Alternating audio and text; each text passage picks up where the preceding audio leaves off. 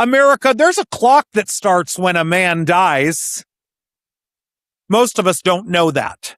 Most of us think death is the end of the urgency. The worst thing already happened. Now there's just paperwork and casseroles and people you haven't seen in 11 years standing in your kitchen saying he's in a better place. But for some families, the clock starts immediately because in some faiths, you don't get a week. You don't get a viewing and a slideshow and a Saturday service. You get 3 days. You put him in the ground and you do it fast because that's what he believed and that's what he asked for. And the last thing you can still do for a man is the thing he asked for. So there's a family in New Jersey this past May, middle of the month, 4 brothers, parents who've been married almost 57 years, the kind of family that keeps 2 barbecues and a couple of smokers going in the yard so nobody has to eat anything they're not supposed to eat. And the youngest of 4 brothers dies at 47 years old. He'd just finished training for a promotion. Monday was going to be his first day running it on his own. He never got to Monday. Now, the family's in a hospital in Camden. The machines are doing what machines do. And the doctors have said the words that end the hoping. And the family knows about the clock. 3 days. That's the window. That's the promise they made him. And then 2 people they have never met walk into that room and tell them, hold on. Not yet. We're not done with him. And I want you to understand who we're talking about. These are not con artists. These are not grifters. These are not people who wandered in off the street. These are people from an organization that exists to do something genuinely good, something that saves lives, something you have probably signed up for yourself without thinking twice about it. They told this family the body was not theirs to bury. They told them there was a document. There was a box that had been checked. There was, and this was the phrase that's been rattling around my skull for 2 months now, a lifetime contract. 2 days. That's how long the standoff lasted between the family and the collectors. 2 days of a family fighting strangers over a man's organs while a clock they believe in ran out. So I started reading this story because it made me angry. And I finished reading it because it made me confused about something completely different. Something nobody in that room was even arguing about. But hang on. First this. If common sense has become part of your weekly routine, ChadParkerLaw.com is your home base. Every week you'll find something new, whether it's my latest books, a new editorial, the Daily News, the free Common Sense Conservative Manifesto, or everything else we've been building together. And if you've got a question, an idea for an episode, or you think I completely missed the mark, call or text me at 252-CHAD-LAW. Some of the best conversations on this show start with your messages. All right, let's get to today's episode right after these words. When you need common sense, come see Chad Law, the boldest pundit you ever saw. His truth hits hard and the talk is real. Reality rules and that's the appeal. Spreading truth, yeah, that's his cause. Opening eyes, yeah, who needs applause? When you need common sense, then come see Chad. He lays down the law when the lies get bad. The media may think you're dense, so come where it's real with common sense.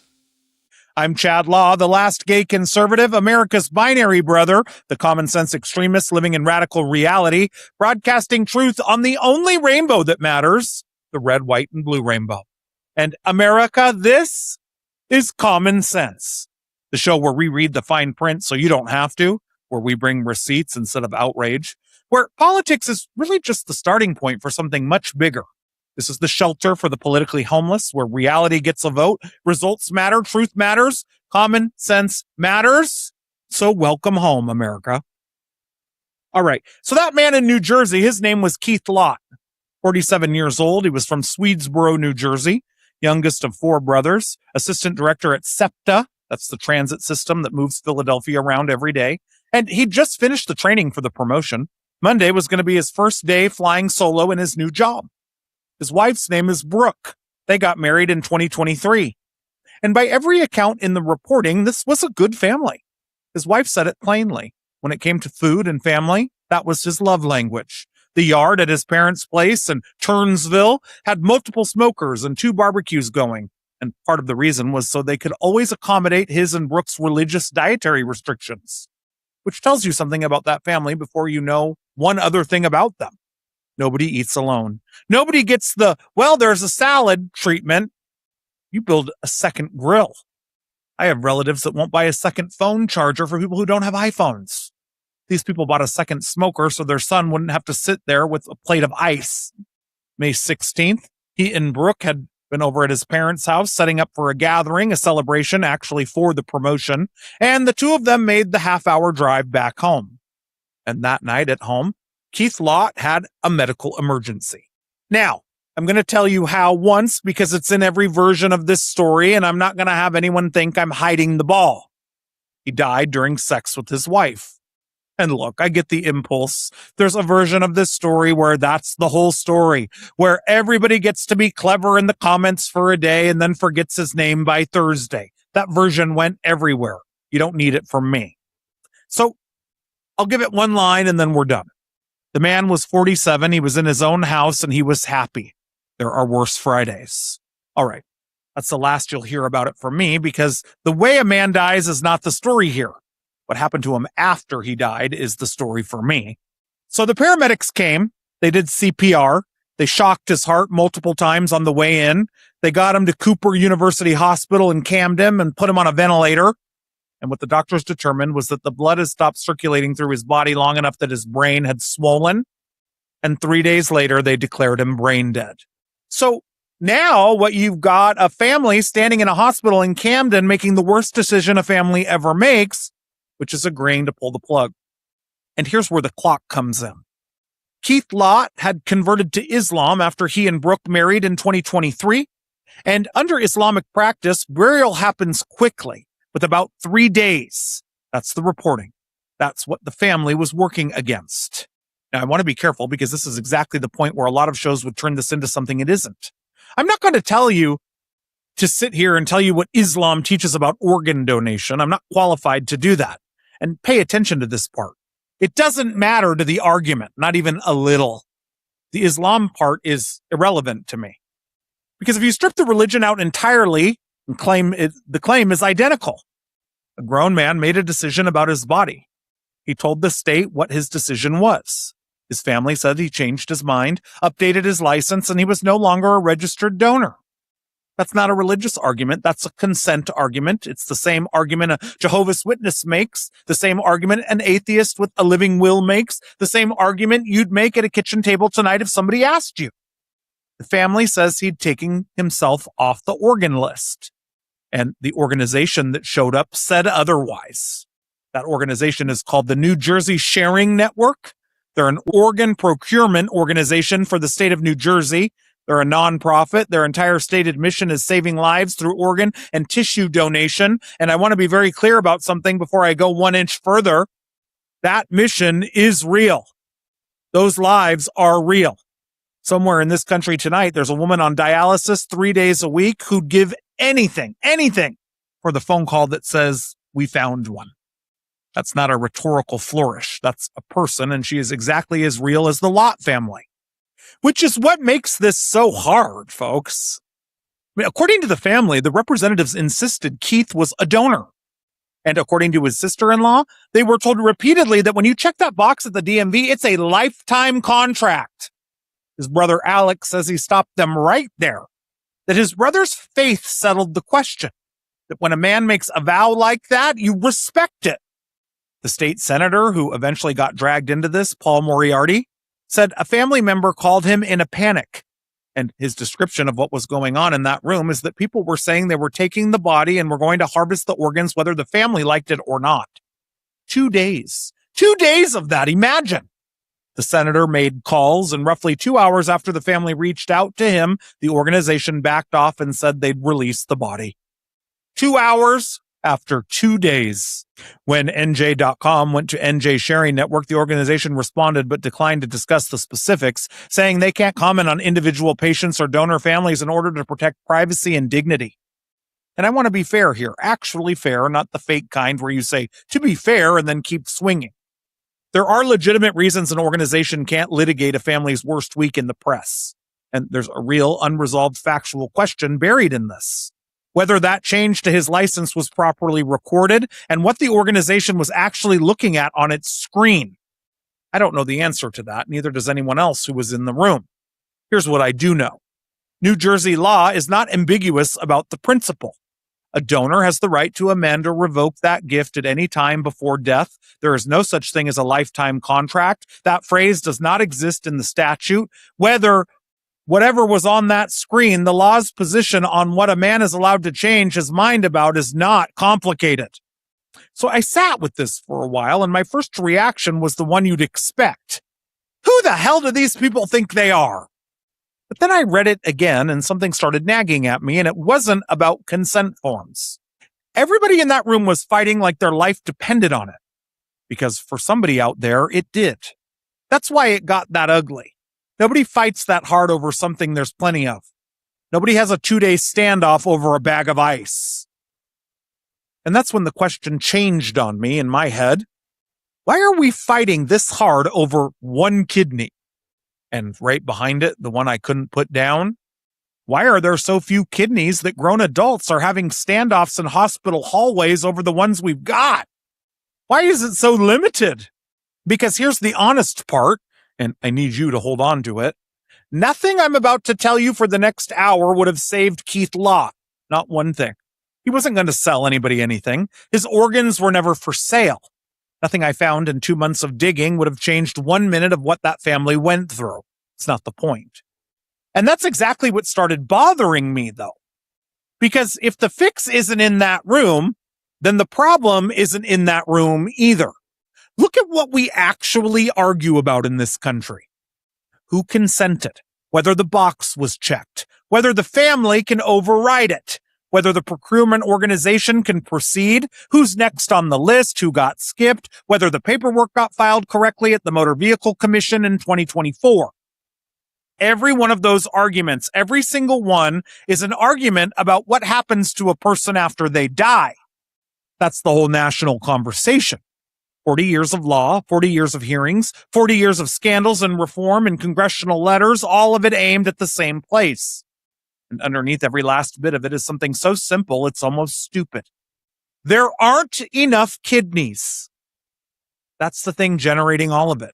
Every fight, every rule, every phone call to state senators at 10 o'clock at night, it's all downstream of one shortage. So before I could ask whether there's another way to get more of them, and there is, and we're going to get there, and I promise it's going to make you mad in a way you're not expecting. I had to understand the thing we're all standing around fighting over. I had to go look at the system. And what I found is that fight the Lotts were having, that's not the exception.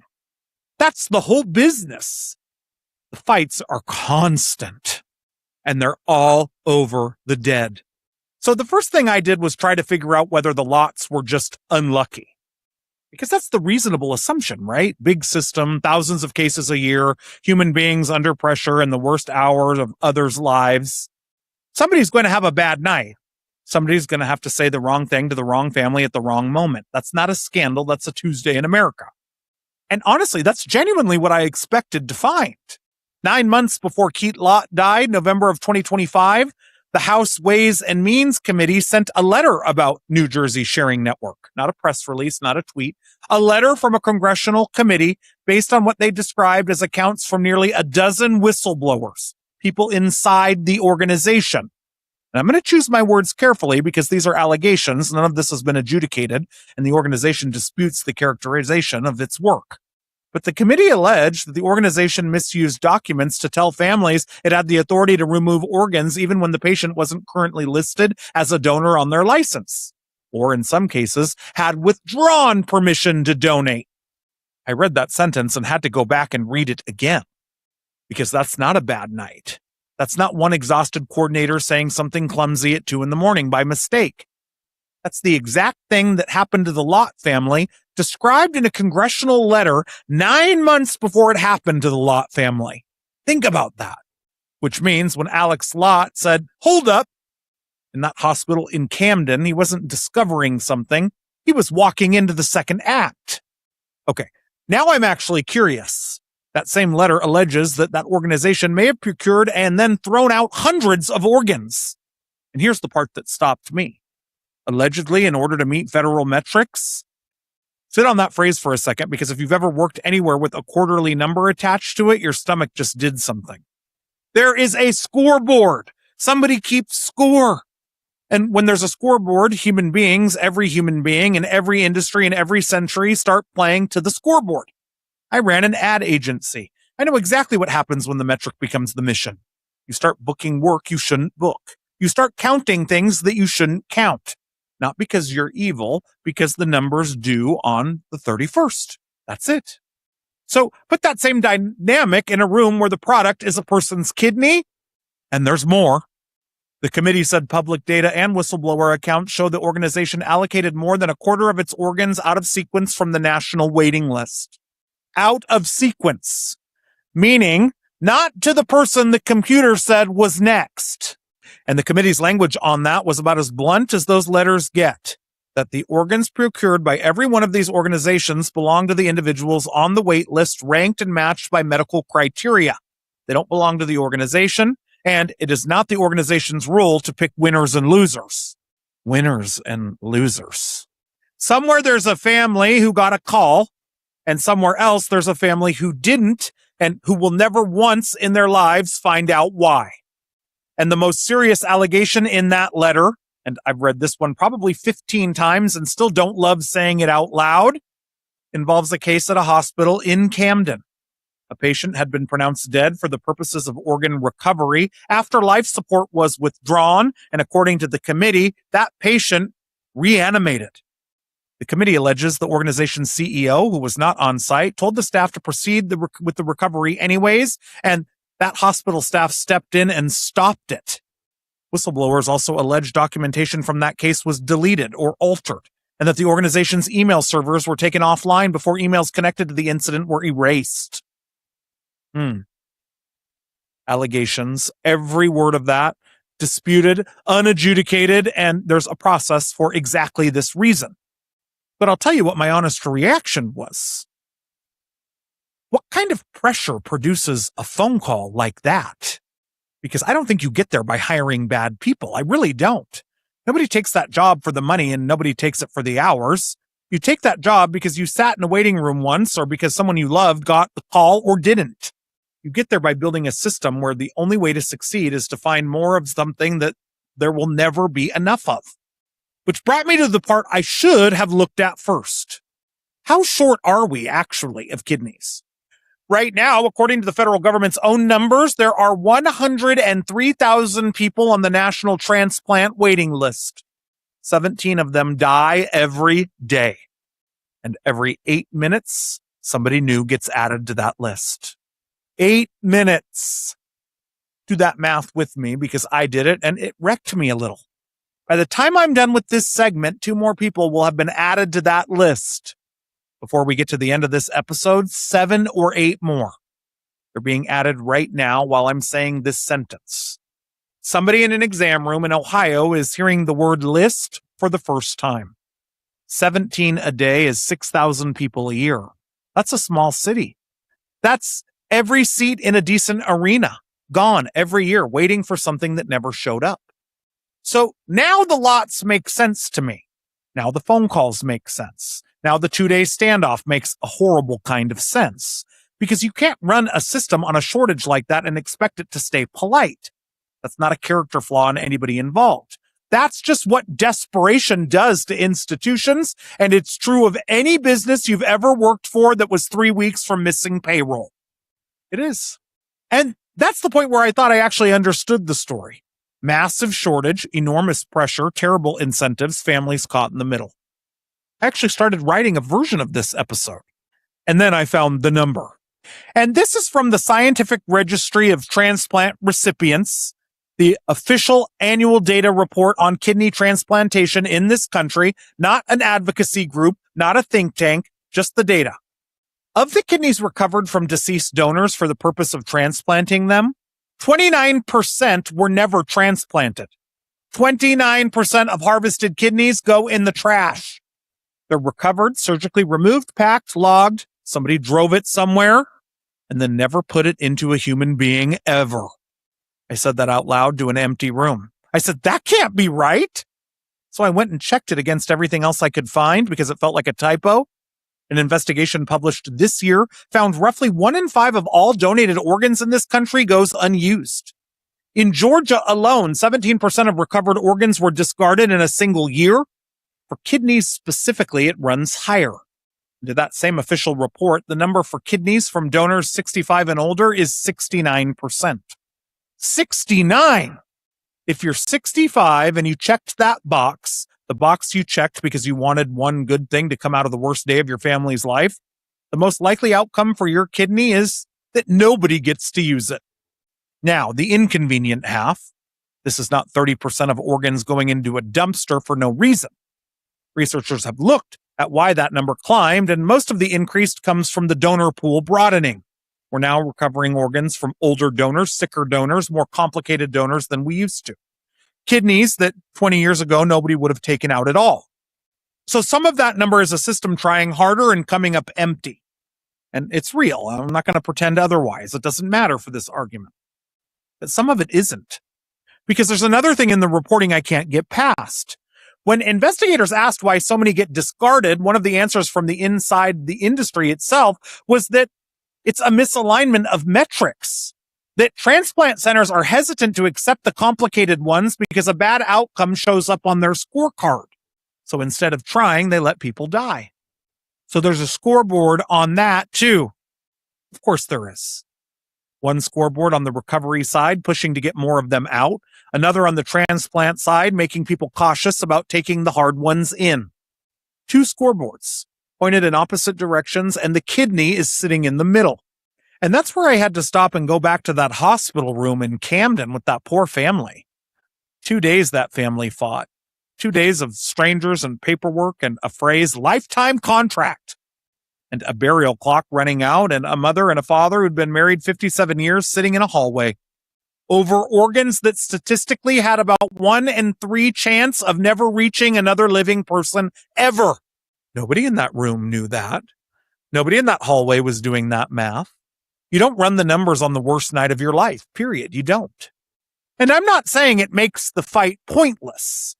The chance isn't 0, and if it's your husband on dialysis, you'd take 1 in 3 in a heartbeat, and so would I. I'm saying we've built something extraordinarily strange. Look at the ledger when the dust settles. Actually look at it.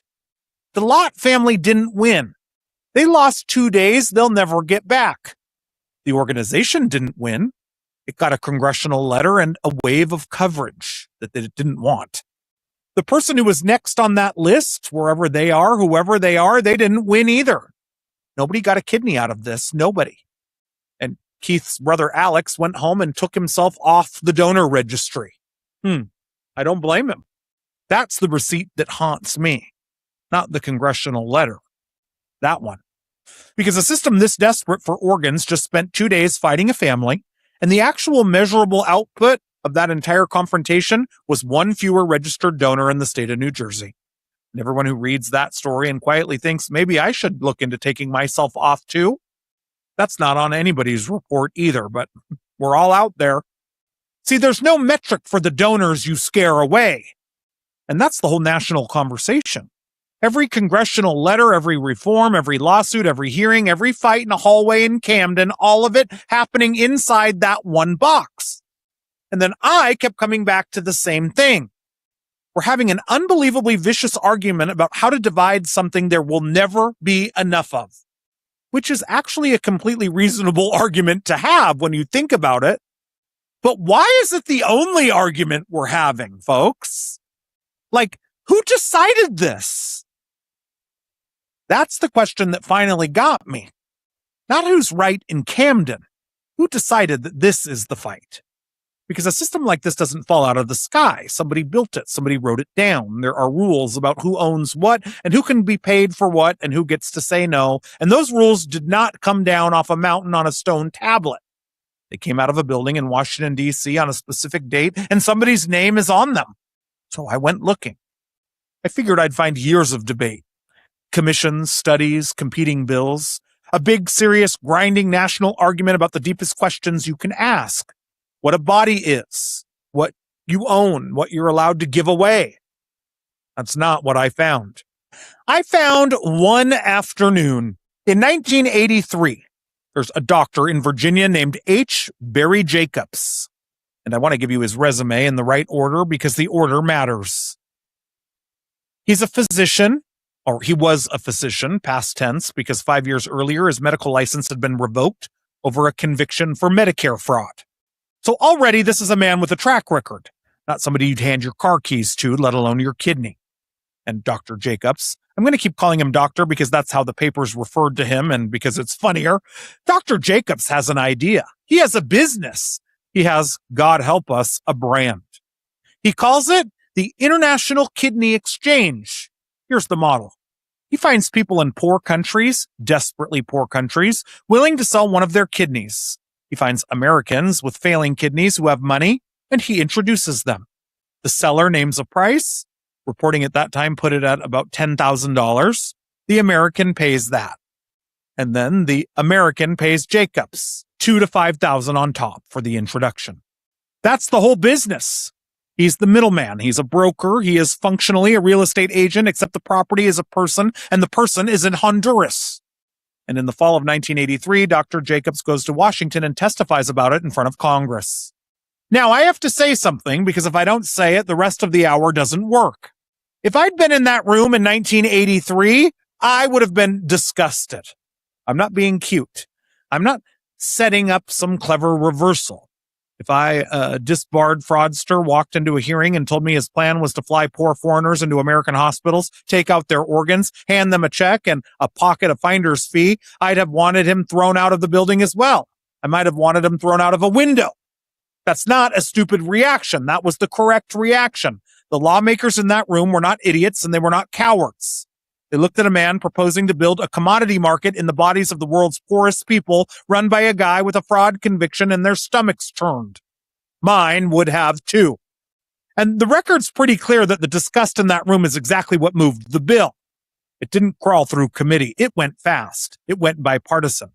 Opposition to that one man's business plan is what pushed the legislation out the door, which is where I want you to notice something, and I'll say it as gently as I can because I'm not accusing anybody of anything. We did not have a national conversation about the ethics of compensating organ donors. We had a reaction to H. Barry Jacobs. Those are not the same thing, and one of them became permanent federal law. October 19th, 1984, the National Organ Transplant Act. It passed the Senate by voice vote. It passed the House by voice vote. Voice vote means nobody even bothered to record who was for it. That's how uncontroversial it was. It was written primarily by a young Tennessee congressman named Al Gore, and it was signed into law by President Ronald Reagan. Sit there 1 second because it matters to what this show is. There is no villain in this story. There's no party to blame. There's no cabal. Democrats wrote it. A Republican president signed it. Nobody objected loudly enough to require a head count. This was as close as this country ever gets to unanimous. Everybody agreed. Everybody meant well. And that's exactly why nobody went back and checked this part later. Because the most dangerous laws in America aren't the ones we fight over. They're the ones everybody nodded at. I wrote a book about this. It's called The Cost of Certainty. And that's the whole idea. The beliefs that do the most damage aren't the ones we argue about. It's the ones we're so sure of that nobody ever goes back and adds up the bill. This is going to be a chapter. Anyway, back to 1984. So what did the law actually do? The law built the whole architecture we're still living in. A national network to distribute organs, a registry, funding for the procurement organizations, all the plumbing. And then there's one section that says you cannot transfer a human organ for what the law calls valuable consideration. Valuable consideration. That's the phrase. That's the whole ball game. And it's the kind of phrase that only exists because a lawyer got paid by the syllable. In plain English, you can't get anything of value in exchange for your organ. Not cash, not a car, not a discount on your mortgage, nothing. It's actually a criminal offense on the federal books. Okay. So now I understand where the wall came from. And this is where I expected the story to end. Congress looked at a market in body parts, said absolutely not, and slammed the door. But that's not what happened. Because in those same hearings in the House, the man writing the bill, there's this. Gore spoke approvingly of incentives. specifically, and I'm quoting the record, of, quote, a voucher system or tax credit to a donor's estate if, and this is the correction, efforts to improve voluntary donation turned out to be unsuccessful. Read that again with me. The man writing the ban in the room where he wrote it said out loud, this might not work. And if it doesn't, here's the door. He left us a door. Now, precision is important because somebody's going to clip this. That was a congressman's remark at a hearing. It's not statutory text. There's no sunset clause. There's no trigger. Nobody was assigned to check. That's the whole problem. And I'm not telling you what Al Gore would say about any of this today. I have no idea, and I'm not putting words in a living man's mouth. I'm telling you what's in the record. And then the part that stopped me cold. Not the door, what the door was pointing at. A tax credit to a donor's estate. An estate. You have to be dead to have an estate. Sit with that just for a second. This is the absolute high water mark of imagination on this question. The most creative anyone in that building got. The escape hatch, the plan B, the one moment where somebody in power said maybe money isn't automatically evil here. And even that was aimed at dead people only. Even the way out was pointed at a corpse. That's when I started to realize this wasn't a story about a ban.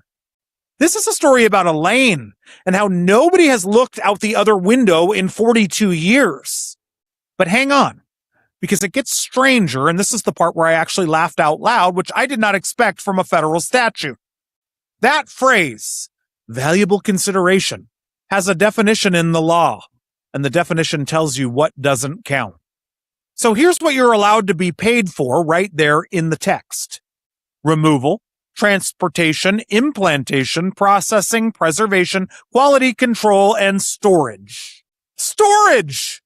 You can get paid to put it in a refrigerator. Somebody's on the payroll for the cooler. That's a job. That's a W-2. That's somebody's whole career, and God bless them. We need them. But let's be clear about where the moral line in this country actually sits. You can be paid to move it. You can be paid to freeze it. You can be paid to inspect it, package it, fly it, thaw it, and sew it into another human being. You cannot be paid for having grown it. How backwards is that?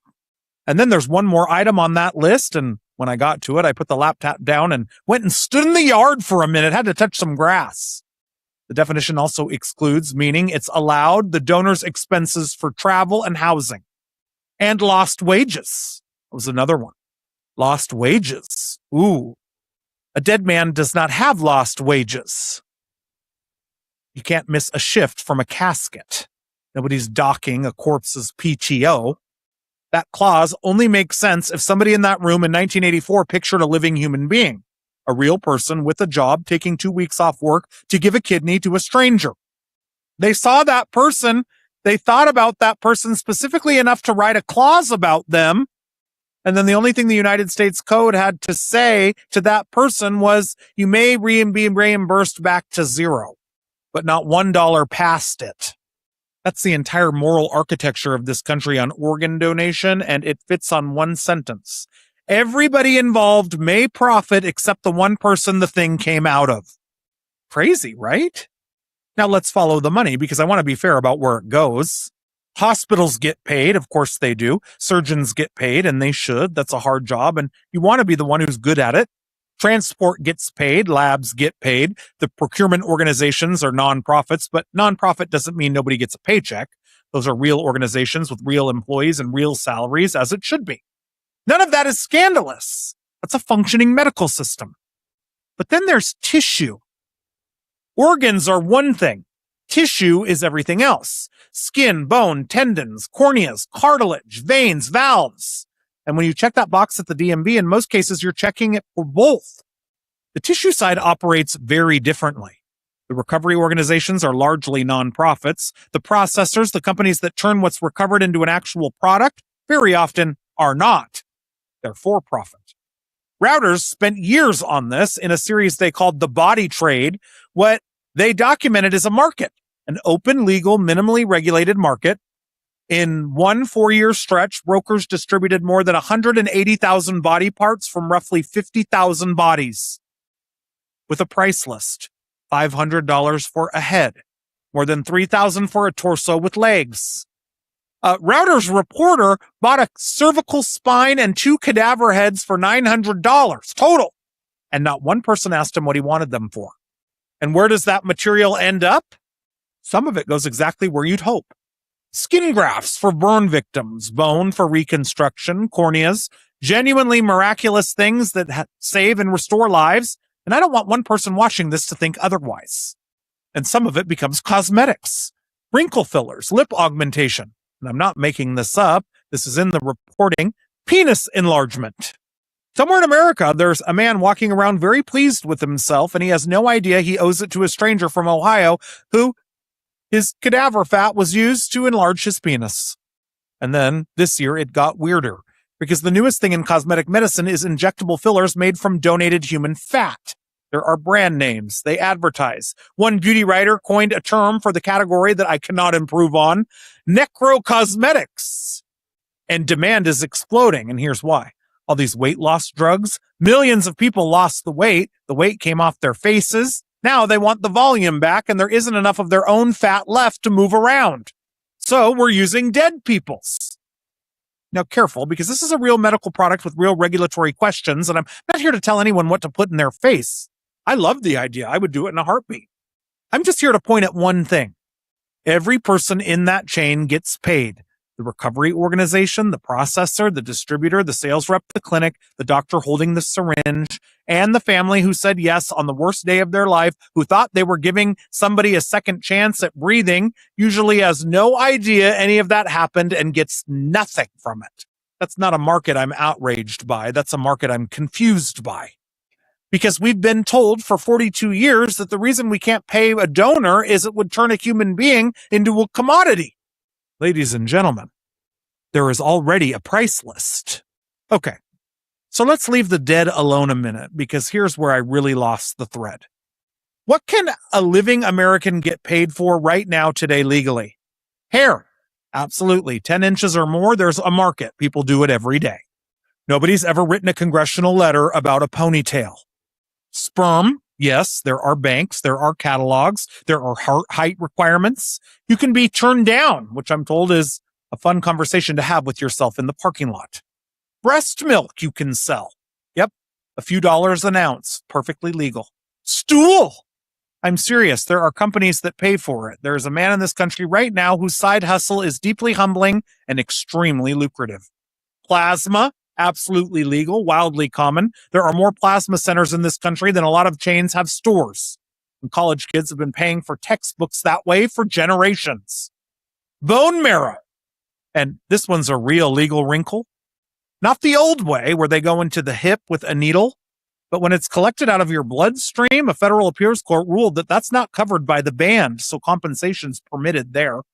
Same cells, different needle, different law. Just bizarre. Eggs. Women's eggs. And I want to slow down here because this is not a punchline and I refuse to treat it like that.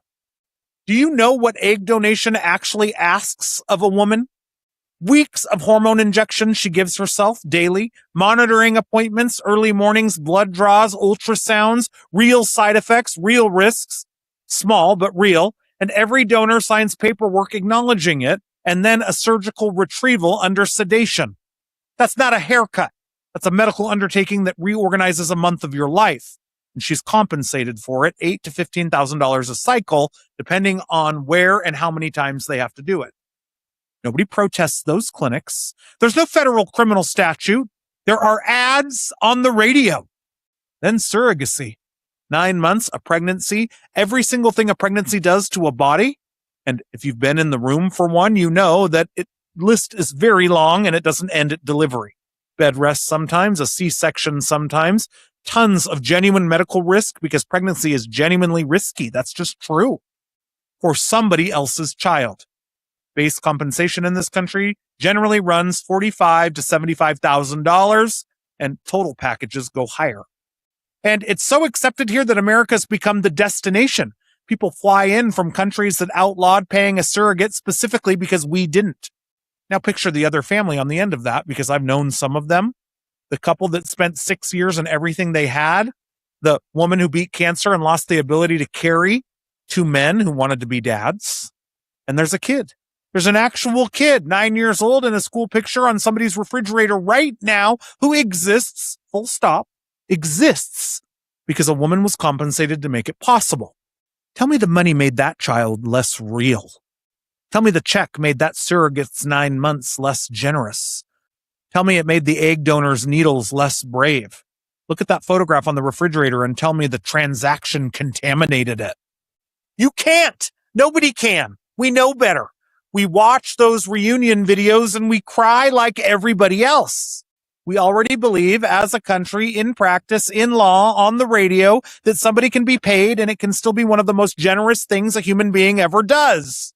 We just believe it about everything except one organ. So I made a list. I actually sat down and made a list because I wanted to see it in one place.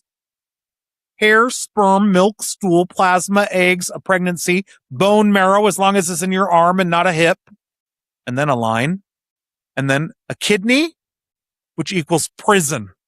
I stared at that list a long time trying to find the principle. What's the rule? Renewability? No, a woman doesn't grow new eggs. Risk?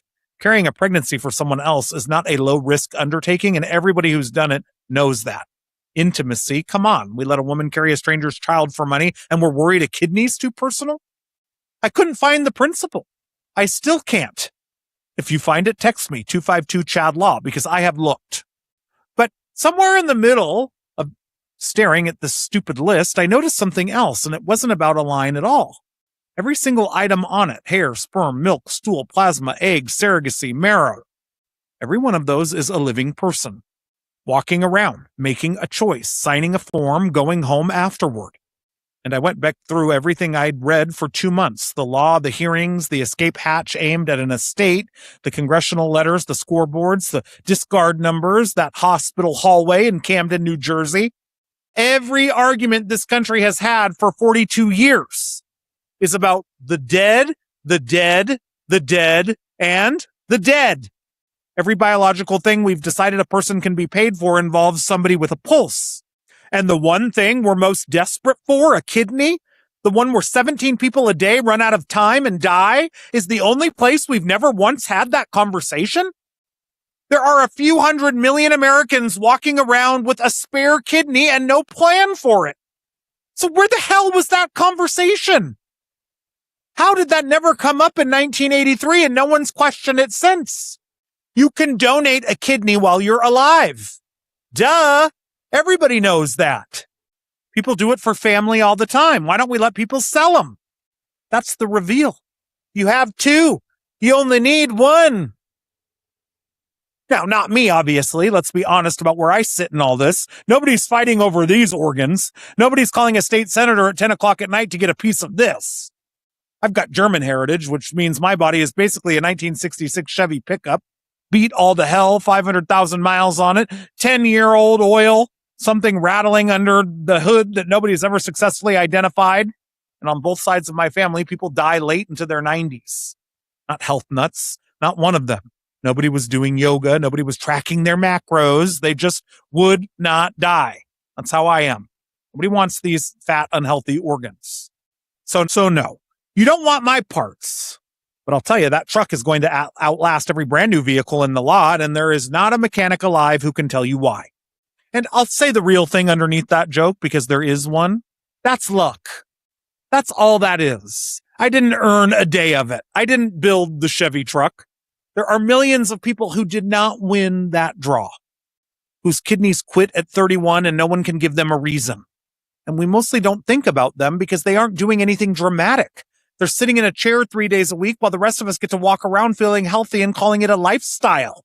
So when I show you the next number, keep that in mind. Those aren't statistics.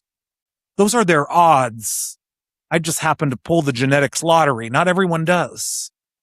For the rest of you, healthy people, give one away and walk out of the hospital and go back to their lives. And this is not experimental. It's not new. It's not frontier medicine. The first successful kidney transplant in the history of the world, 1954, was a living donation. A man gave one to his twin brother. 1954. That's before the interstate highway system. 30 years before the law we've been talking about. We have known how to do this the entire time. So obviously, as that list climbed past 100,000 and hospital hallways turned into standoffs, the number of living donors must have gone up, right? That's the pressure valve. That's the one place the supply isn't capped by how many people happen to die the right way on the right day. Here's the number. About 6,000 living kidney donors a year. And it has not moved in 25 years. Not 1 inch. Not gone down either. That'd be a story. Not gone up. That'd also be a story. Flat. A quarter century. Straight through the entire crisis, through every awareness campaign, every ribbon, every celebrity PSA, every DMV clerk asking if you'd still like to be a donor. 6,000 a year. Meanwhile, and this is from the sponsors of legislation we're going to get to, between 2010 and 2021, 100,000 people on that waiting list either died or got too sick to transplant and then died on dialysis.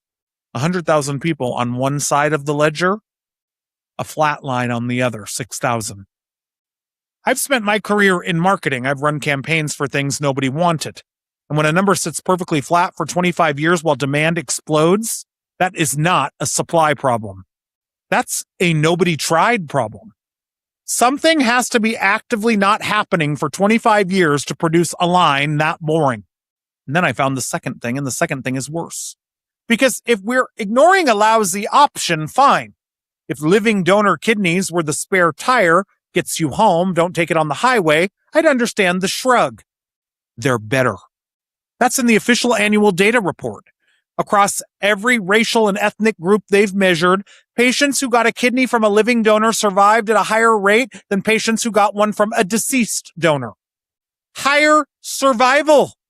So the option with a hard ceiling, where a third of what we recover never gets used, where families end up in standoffs and hallways, that's the one we built an entire national apparatus around. And the option with no ceiling that produces better outcomes, that doesn't require anybody to die first. That one's been sitting at 6,000 since Bill Clinton was president, and the entire national apparatus we built, the law, the network, the organizations, the metrics, all of it is pointed at the other lane. If I ran a company that way, I'd be fired, then sued, then honestly, probably studied. So I went looking for one very specific thing. Has anybody, anywhere on this planet, ever tried changing the incentive for living donors? Not the ads, not the awareness, the actual incentive. Has anyone run the experiment? And I'm typing this into a search bar, fully expecting the answer to be a no. Because if somebody had run it, surely I've heard about it. That'd be famous, right? Huge. One country. One. And it's Iran. Go figure. And I know, believe me, I know. And I want to be extremely clear before I say another word, because this is the part that gets clipped and posted with a caption I didn't write. I'm not praising the Iranian government. I'm not telling you Iran is a model society. I'm not telling you Iran does healthcare better than we do, or medicine better than we do, or anything else better than we do. I checked this 3 separate times over about 2 weeks specifically because I did not want to be the guy on the internet saying Iran figured something out. But the fact is the fact.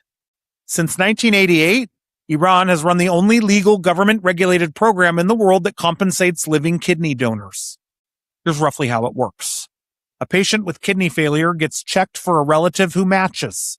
If there's no relative, they go on the deceased donor list and wait about 6 months. If nothing comes, then, and only then, the search moves to living unrelated donors. The matching doesn't happen through a broker in a strip mall. It runs through a charitable association. There's a screening panel of doctors deciding whether a person is medically eligible to donate at all. Donors have to be healthy adults with spousal or parental consent.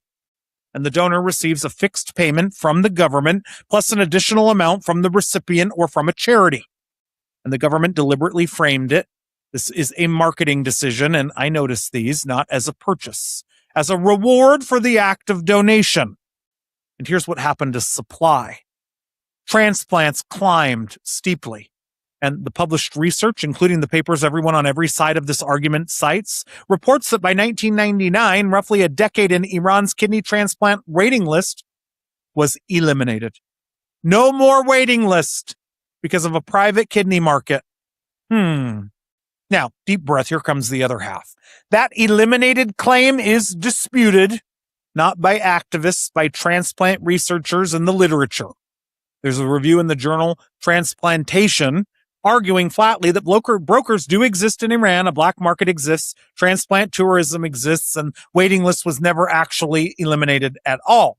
All the things that would happen just with drugs and every other product, including shampoo. I don't think that makes it necessarily worse, but it also points out that one city in Iran called Shiraz went the other direction, phased out paid donation, built up deceased donation instead, and by 2011, the vast majority of its transplants came from deceased donors. So I guess it's semi-contested. Interesting nonetheless, because researchers went and asked the donors. And the record is genuinely mixed, because fast forward, a separate multi-center study of nearly 500 Iranian donors a few years later documented coercion in only one case, found 91% said they were satisfied, and about half said they'd recommend it. It also found 62% were living below the poverty line. So 2 studies, 2 eras, very different pictures, both real. So what do I take from Iran? Because I sat with this for a long time. The supply result is real. Nobody seriously disputes transplants went up, way up. That's the one thing everybody agrees on. Change the incentive, more kidneys, more people alive. That happened. To me, that's what's most important. And when you look at where the harm is concentrated, it's not in the fact that money existed. It's in the parts nobody designed. The direct bargaining between a sick person and a poor person with nobody else in the room, the brokers, the no follow-up care, the donor going home to nothing and no one, never hearing another word about the other human being, walking around with his kidney. So it's not proof that compensation can't work. It can. That's proof that whatever Iran did in the parts they didn't regulate, don't do that.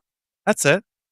I mean, they may not be the blueprint, but they are the receipt. The only country on earth that ever ran the experiment, and the reason it's the only receipt available isn't that Iranians are more comfortable with money, it's that nobody else ever looked.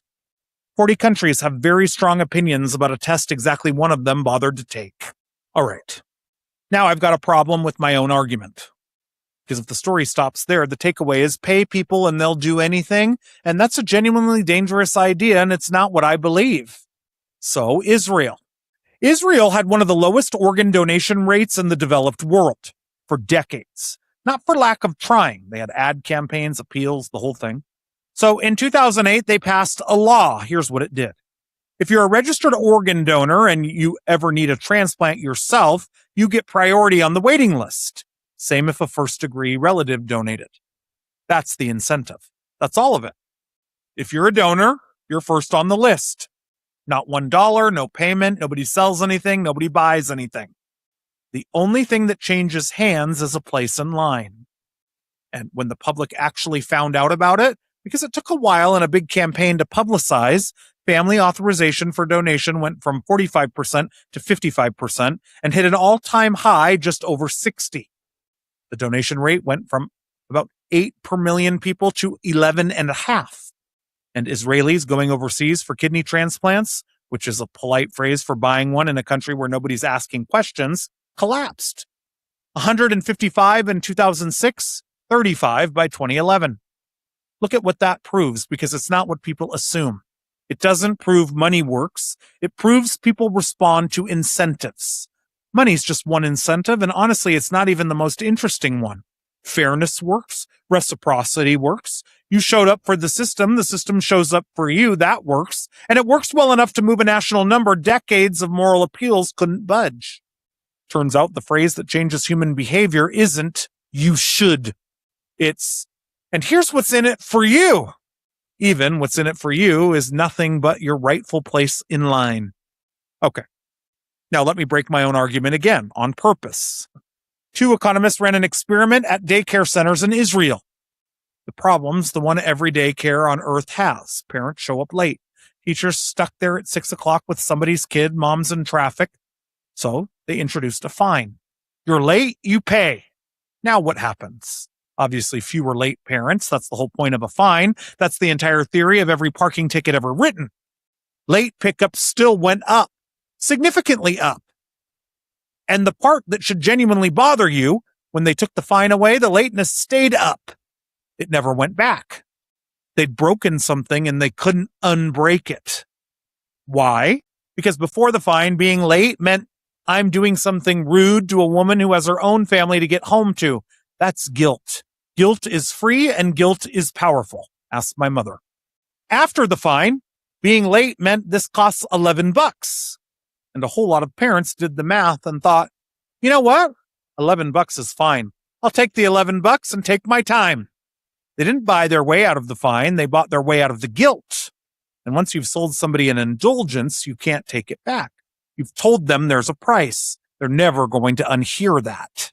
So no, incentives are not magic. A badly designed one doesn't add to your conscience. It replaces it. Which is exactly why this is not a question of whether money is good or bad. It's a question of design every single time. All right, let's talk about what we're spending right now today on the system we've got, because this is where I got genuinely worked up. If your kidney fails in this country, you go on dialysis, and Medicare covers it for basically everyone, regardless of age, which is its own strange piece of history. What does dialysis cost, you might ask? Per patient, per year, the average Medicare payment for dialysis runs somewhere between $87,000 and $99,000. $90,000 a year, every year until they die. And a transplant patient, about $36,000 a year. But it's not just the annual number, because that's not how you'd look at this if this was your business. The economists who've run this estimate, every single kidney transplant saves taxpayers roughly $146,000 in present value. And zoom all the way out, kidney disease costs Medicare in the neighborhood of $140 billion a year, about a fifth of the entire Medicare budget, with one organ that we're not allowed to sell, even though we have extras of them. So here's where we are. We spend $90,000 a year forever hooking a man up to a machine 3 days a week to keep him from dying. And the thing we cannot morally stomach, the thing that is a federal crime, is writing a check to the woman who'd make him well. We already put a price on that kidney decades ago. We just made absolutely certain it never reaches the person it came from. Period. And I want to be careful because I'm not making a budget argument. Don't anyone watching this think my case is transplants are cheaper. If the numbers ran the other way, I'd still be standing here because a man on dialysis 3 days a week is not living the same life as a man with a working kidney, and money isn't the point. The money is just how you can see the moral line, because the money proves we were never squeamish about spending on this. We were only ever squeamish about who gets it and who gets to sell it. Now, another part I didn't expect to find. Because at this point in my reading, I'm sitting there thinking, great, so my options are the system that produced a hallway standoff in Camden or Iran. Those can't be the options. Well, in April of 2025, a bill gets introduced in the House of Representatives. Nicole Malliotakis, a Republican from New York, and Josh Harder, a Democrat from California, a Republican from Staten Island, and a Democrat from the Central Valley.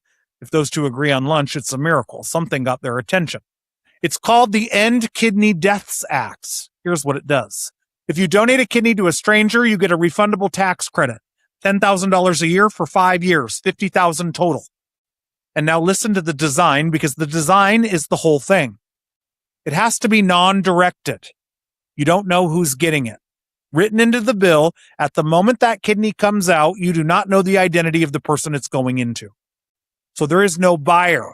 There's nobody to negotiate with. There's no rich guy at your bedside with a checkbook, because there's no guy at all. You don't know who he is, and he doesn't know who you are. The government pays it, not the patient. It's a tax credit. It comes from all of us, which is exactly what it is. Society saying thank you. And the kidney goes to whoever's waiting the longest, not the wealthiest, not the most connected. Medical allocation unchanged. The line is still the line. No brokers, no bidding, no auction. No Craigslist. A designed incentive. The projections, and these are the sponsors' numbers, so weigh them accordingly. Up to 100,000 American lives over the first decade and $10 to $37 billion in taxpayer savings. So where is the bill right now? Sitting in committee. Wah, wah. It's always sitting in committee. It's a piece of paper in a building in Washington with 2 names on it and a number not moving, and almost nobody in this country has ever even heard of it. Would it work? I don't know. Genuinely, I don't know. Nobody does. It's never been tried here. But my God, Isn't would it work a more interesting question than the one we've been asking for 42 years? Money, immoral, conversation over? Stupid. Stupid. Now, let me make the strongest punch because there's one and it deserves a straight answer and I can already hear you typing. If you pay for kidneys, poor people will end up supplying rich people. You'll turn desperation into a harvest. That's not a stupid objection. That's the best objection there is, and I'll tell you why I take it seriously. Because Iran's own data supports part of it. 62% of those donors were below the poverty line. That's not a talking point, that's a finding. But that objection is devastating against one specific thing. A market where a sick person with money negotiates directly with a poor person who needs rent. A broker in the middle, a price that moves, no advocate, no follow-up. That's H. Barry Jacobs. That's 1983. And you know what? That should be illegal. It is illegal. Keep it illegal. I'm not asking anyone to reopen that door. But that's not what's sitting in committee. You can't be exploited by a buyer who doesn't exist. You can't be underpaid by a bidder when the amount's fixed in statute and identical for everyone. And I'm not going to sit here and tell you every problem's solved because it isn't. You'd need serious screening. You'd need an independent advocate for the donor whose only job is the donor. You'd need lifetime follow-up care, which Iran did not have and where a lot of damage came from. You'd need honesty about the medical risk, which is small, major complications under 3%, risk of dying from the surgery somewhere around 2 or 3 in 10,000, but which is not zero, and anyone who tells you it's zero is lying to you. Those are hard problems. They are not, however, unanswerable problems. They're design problems, and this country has solved harder ones on a deadline. What we should not do, what I think we've actually been doing since 1984, is declare the entire conversation morally settled because money makes us uncomfortable. Because look at what the pure version bought us. 6,000 donors a year, flat for 25 years. That's it.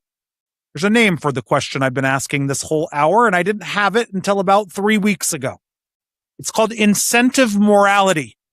Not what should people do, but what systems actually get people to do the most good? Because should is not an operating system. Should doesn't staff anything. Should doesn't fund anything. Should has been the entire American kidney policy for 42 years and should produced a flat line. Civilizations aren't built by wishing people were different. They're built by creating institutions that work with human nature instead of against it. Period. And that's when I finally understood what had been bothering me about that hospital in Camden, New Jersey. Look at the question I started with 2 months ago, sitting there furious about a family in New Jersey. Who gets Keith Lott's organs? Then it became, why aren't there enough organs? Then, why can't a living person get paid to donate their kidney? And now it's something else entirely. What if the most moral system isn't the one with the purest motive, but the one that actually saves the most people while protecting their freedom and their dignity? Keep going back to that hallway. 2 days. A man's parents, married 57 years, standing there. A wife 3 days into being a widow. A brother saying, hold up. A burial clock. Strangers with a form and a phrase. And a person somewhere else in this country on dialysis waiting for a phone call that never came out of that fight either. Nobody won. And here's the thing that will not leave me alone. While all of that was happening, every hour of those 2 days, there was someone out there, somewhere, a healthy person with 2 kidneys who would have just said yes, who has never once been asked. Let me tell you what I think that family was actually told. Not the words. The words were lifetime contract, and the other words were wrong, and we've been over that. I mean the thing underneath the words, because whoever said it believed it. That's the part I can't shake. Somebody stood in a hospital room in Camden and said a sentence they were sure was true, because that's the sentence they've been handed, and nobody in the building had any reason to go check it. And it turns out this whole country has been living under a lifetime contract. Ours got signed in 1984. Nobody read it to us either. The terms were simple. We don't pay organ donors. And I understand why we signed it. I told you, I'd have signed it too in that room that year, looking at the man and his brochure. It was not a stupid decision. It was a decent instinct in an indecent moment. But a decision made in one bad afternoon quietly turned into something else. It turned into a permanent moral rule, and if permanent moral rules don't get reviewed, that's what makes them permanent. So here's the question the title of this show asked, and after 2 months, I think I've earned the right to answer it. Why don't we let people sell their organs? Not because we tried it and it failed. We have never tried it. Not because there's no other model in the world. There are other models, and one of them's been running 38 years, and there are people alive today because of it, whatever else you want to say about it. It's saved lives. And definitely not because money is absent from any of this. There's a price on storage, there's a price on transport, there's a price on a head, and it's $500. We don't do it because 42 years ago, we drew a line in a moment of understandable disgust, and we have never seriously gone back and looked at that particular line again. That's the whole answer, folks. Now, let me quickly tell you what I'm not saying, because someone's going to clip 40 seconds of this and put a caption on it. I'm not telling you to sell your kidney. I'm not even telling you the tax credit's right. Maybe it's the tax credit. Maybe it's fixed compensation. Maybe it's lifetime health coverage for anyone who donates, which honestly might be the most conservative idea in the bunch. You took a risk for a stranger. This country's got your back for the rest of your life. Maybe it's priority on the list, the Israeli way, and not a dollar changes hands at all. Maybe we test one and it goes badly and we stop and try something else. Wow, that's allowed. That's called learning. Folks, the mechanism isn't the lesson. Smarter people than me are fighting about that right now, and good, let them. The lesson is that your moral discomfort is not substitute for measuring the results. We already know this. We know it everywhere else in our lives. A surgeon gets paid and she still saves the kid. A teacher gets paid and he still changed that kid's life. A firefighter gets paid and he still ran into the building. A woman got paid to carry somebody else's baby for 9 months, and there's a 9-year-old in a school photo on a refrigerator who's not 1 ounce less loved because of it. Money doesn't make an act moral. Nobody's arguing that. A man can get rich doing something rotten. But money doesn't make an act immoral either. And somewhere along the way, we started acting like it did, but only here. Only in this one place. Only for the one person in the whole chain who actually gave something up. Money and morality are not mutually exclusive. They never were. And the test of a system can't only be, does this sound virtuous? It has to include, what did it actually produce? Because I'll tell you what ours produced. 6,000 living donors a year, every year for 25 years. 103,000 people on a list right now, 17 a day. A third of the kidneys were recovered from the dead people, never reached a body.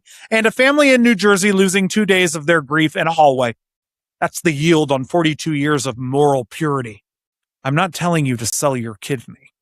I'm telling you that we don't pay for organs was never a moral position. It was a mood. And a mood that costs this many lives owes us a second meeting, don't you think? And the man who signed that law in 1984 was Ronald Reagan, my personal hero. October 19th, 1984. And that's not an indictment. He signed a bill Congress passed by voice vote, written by a Democrat, supported by the transplant surgeons, aimed at stopping a con man from building a market in poor people's kidneys. If I'd been at that desk, I'd have signed the same bill. But here's why I'm bringing it up. 2.5 years later, March of 1987, Reagan sat at that same desk and did the hardest thing a person in that job ever does. He told the country he had not traded arms for hostages. He believed it. And then the facts came in. And this is what he said. A few months ago, I told the American people I did not trade arms for hostages. My heart and my best intentions still tell me that is true, but the facts and the evidence tell me it is not. My heart tells me one thing, the evidence tells me another, and the evidence wins. He went on to say what should happen when you make a mistake. You take your knocks, you learn your lesson, and then you move on. That is not a weak man talking. That's the strongest thing in that entire presidency, and I'd argue it's the whole job description of self-government. A free country isn't one that never gets anything wrong. That country doesn't exist and never has. A free country is one willing to go back and check its own work. A law isn't scared because a president I admire signed it. A law is scared because it works, and if it doesn't, the honorable thing, the conservative thing, is to say so out loud. So here's the question I'd put to that bill 42 years later in the plainest English I've got. Did it work? And you don't need a party to answer that. The bill sitting in that committee right now has a Republican from New York and a Democrat from California on it. That's not left versus right. That's not capitalism versus socialism. That's, we've got a problem. We've got 42 years of results, and it might be time to check our work. I keep coming back to three groups of people. A family in New Jersey trying to bury someone they loved on the schedule he had asked for. An organization full of people that took that job because they wanted to save someone's life, staring at a scoreboard that never stops. And a woman on dialysis 3 days a week in a chair watching a clock of her own and hoping. Not one of those three is a villain in this story. Not one of them got what they needed either. And that's exactly why the answer can't be everyone should just behave better. They already are. They're all behaving as well as the system lets them. Sometimes the moral thing isn't to demand better people. Sometimes, most of the time, the moral thing is to build a better system. We haven't checked that line in 42 years. I think it's time we did. I'm Chad Law, and this has been Common Sense. Stick around for the after hours while I answer all the questions that came into 252 Chad Law during the show.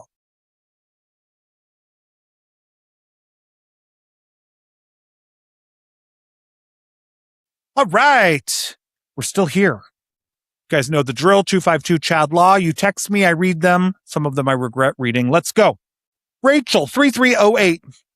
Okay. What was the single weirdest thing you found out you can legally sell? You clearly cut something. You guys are always asking what I cut. I cut a lot, Rachel. But the one that broke me are companies in this country that will pay you for your stool.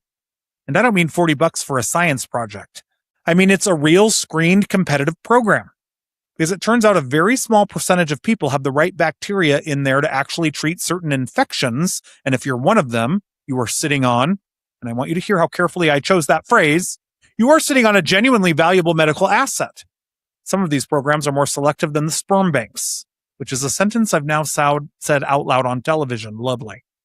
So, somewhere in America, there's a guy who got rejected by a fertility clinic and then got a letter that said, congratulations, your poop is elite. And honestly, take the win. But here's why it stuck with me, and it's not just a bit. That's legal. That's regulated. Screening process, payment, contract, follow-up, the whole apparatus. We built an infrastructure for it. Nobody in Congress has written a letter about it. Nobody thinks it degrades human dignity. And a kidney is a federal crime.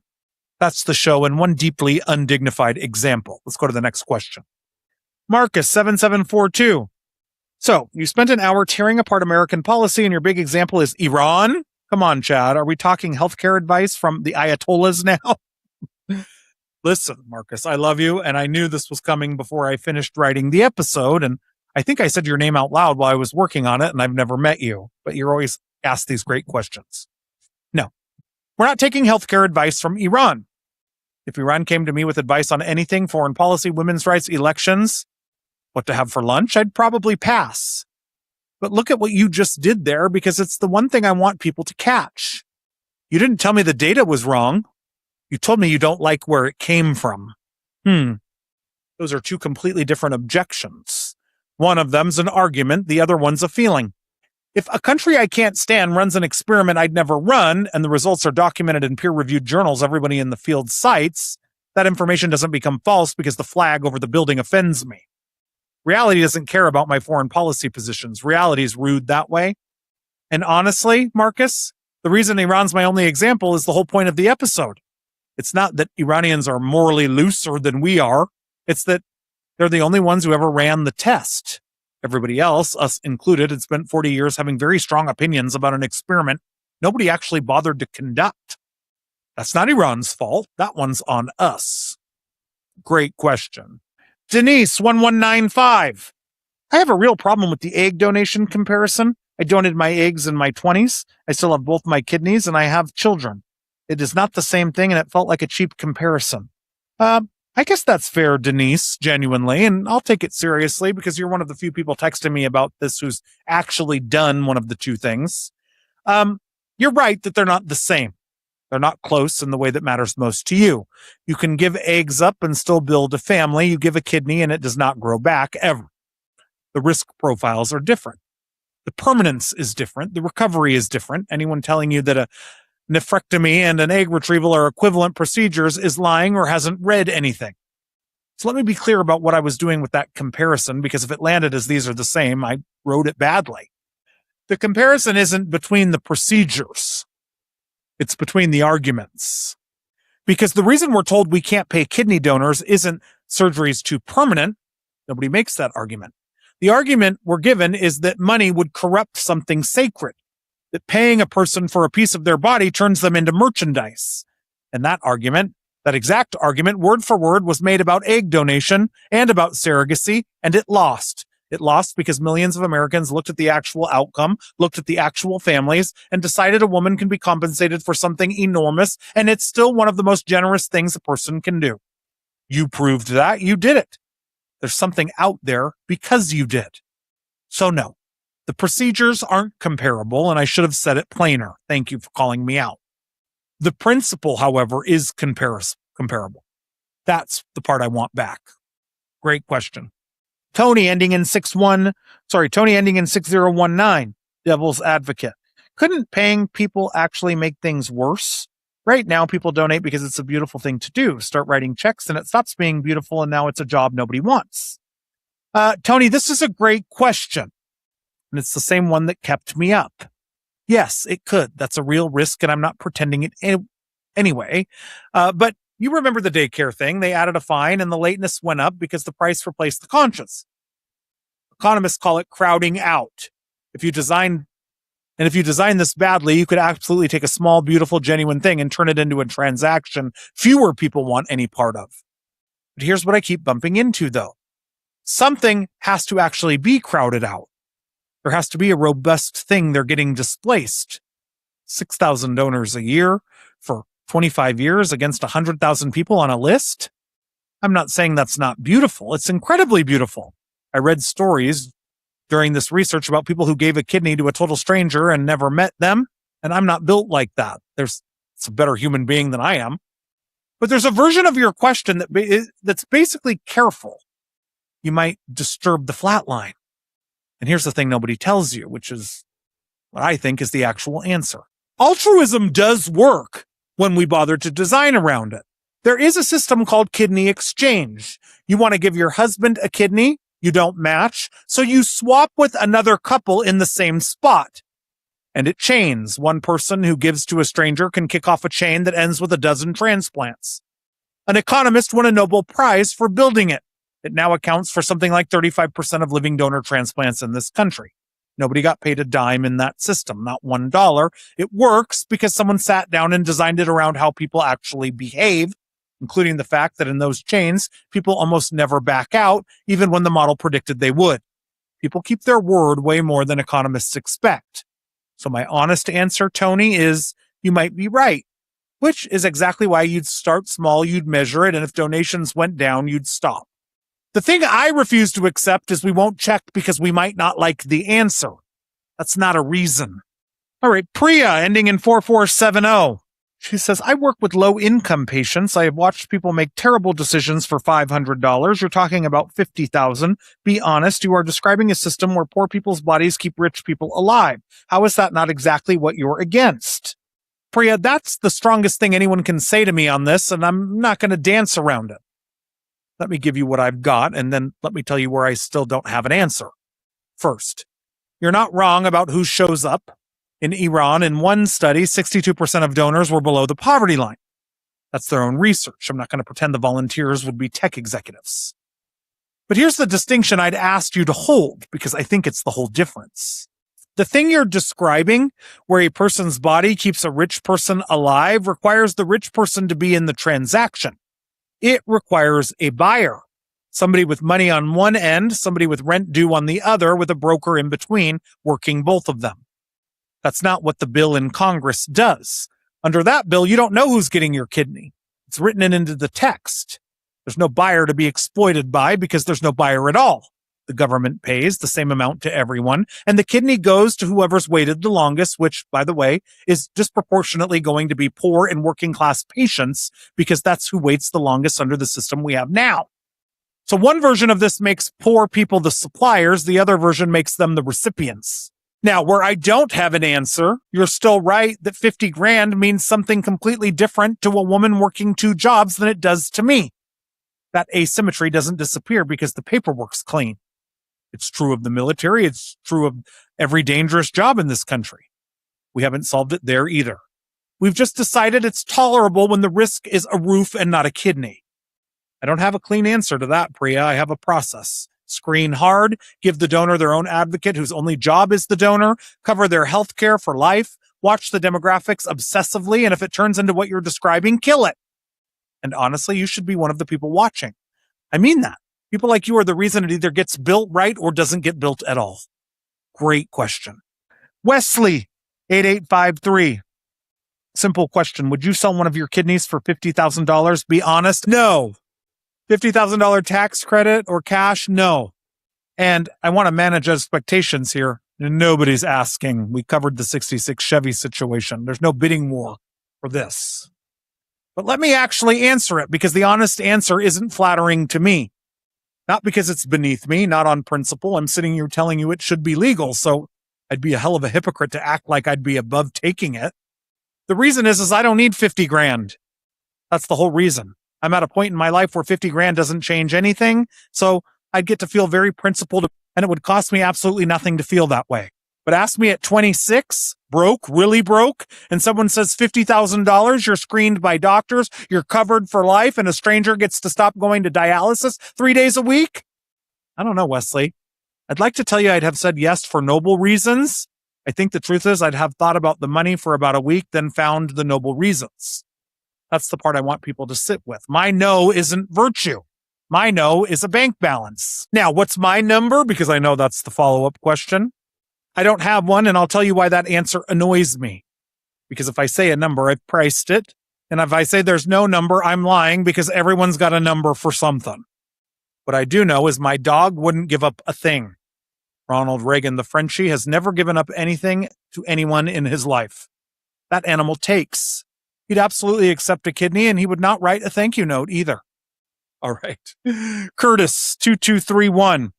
So basically your argument is people are selfish and that's why socialism doesn't work. Just say it. No, and I want to push back on the premise, Curtis, because I think the people are selfish framing is lazy, and I don't believe that either. You know me, I'm an optimist. People aren't selfish. People are complicated. The same guy who won't pick up a shift for free will run into a burning building for a stranger.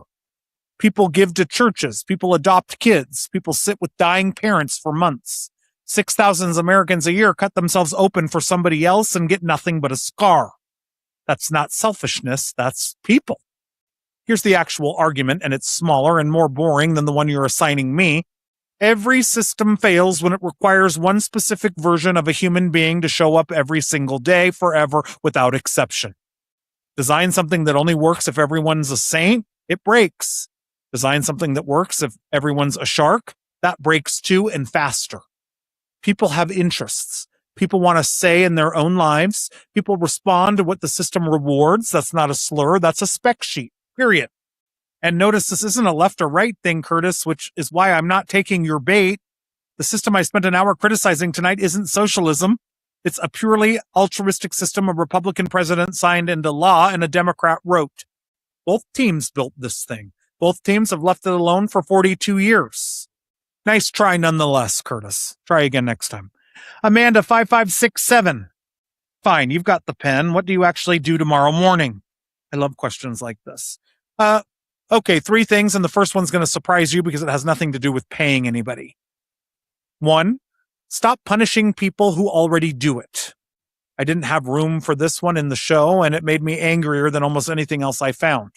Right now in this country, people who donate a kidney to a stranger can run into trouble afterwards getting life insurance, getting health coverage, being treated like they've got a pre-existing condition because they gave away a body part to save somebody else. There's legislation on that too, also stuck in committee. So before we argue about whether to give donors 50 grand, could we possibly stop fining them? We're currently running a system where the punishment from extraordinary generosity is a higher premium. Fix that Tuesday. That should be unanimous. 2, run the experiment. The tax credit, non-directed, fixed amount, government pays, longest wait gets the kidney, 10-year pilot with hard reporting requirements, who's donating, what happened to them at once. 5 years later, 10, publish all of it, including the bad numbers, especially the bad numbers. And lastly, 3, build a real off-ramp into it, written into law. If donations from people below a certain income spike disproportionately, if outcomes get worse, if we see anything that looks like Iran's problems, the program ends automatically, not a debate, trigger, period. And Amanda, if we run that and it goes badly, I'll do that episode too. I'll come back here and say I was wrong on camera. That's the deal. Because here's what I actually learned doing this one. Congress amended this exact law once already back in 2007. They had to clarify that kidney exchange, the swap system, wasn't illegal. It passed unanimously, both chambers, nobody objected. So it's not that we can't touch this law. We've touched it. We just did the one part that didn't cost anybody anything. All right, that's the show tonight, ladies and gentlemen. If you see us, share us. And go find out where your license actually says you stand. Whatever you decide, decide it on purpose. Good night. We'll see you back. And God bless you, President Reagan. And may God save America. It's wonderful. It's marvelous that you should care for me. Yes, you've made my life so glamorous. You can't blame me for feeling amorous. Oh, it's wonderful. It's so marvelous that you should care for me. It's wonderful, it's marvelous, glorious, it's